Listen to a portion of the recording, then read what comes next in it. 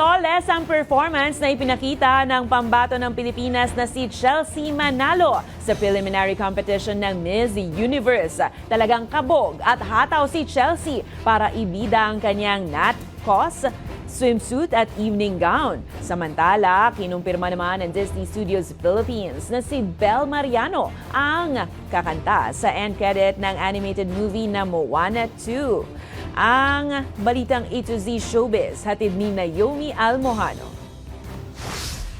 From footwork to national costume, isama pa ang branding na Tampisaw Walk at maging sa blue-spirited evening gown, plakado ang performance ng pambato ng Pilipinas na si Chelsea Manalo sa katatapos lang na preliminary competition ng 73rd Miss Universe sa Mexico.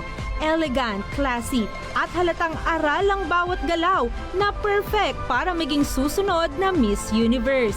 Sa national costume pa lang, humataw na sa runway si Chelsea, suot ang kanyang Hiraya costume. Paliwanag ng host ng kompetisyon na si Miss Universe 2022 Arbony Gabriel, sumasalamin ng costume sa kasaysayan ng Kristyanismo at Islam sa Pilipinas. Sumisimbolo rin ito sa malalim na kasaysayan at ugnayan ng Pilipinas at Mexico. Tampok dito ang imahe ng Black Madonna, ang Our Lady of Antipolo na dinala sa bansa sa pamamagitan ng kalakalang galyon mula Mexico. Hindi rin nagpaawat si Chelsea sa kanyang swimsuit performance. Agaw pansin ng ating queen, suot ang maliwanag na blue two-piece bikini at gold scarf. Confident ang kanyang lakad maging sa execution ng kanyang signature Tampisaw Walk. Dagdag pa ang kanyang curly hair na talaga nga namang bida sa eksena. Habang princess energy look naman si Chelsea sa kanyang blue ball gown na may plunging neckline. O diba, bongga! Matatanda ang bet ng sikat na fashion model at icon na si Tyra Banks si Chelsea na over-supportive to get the crown.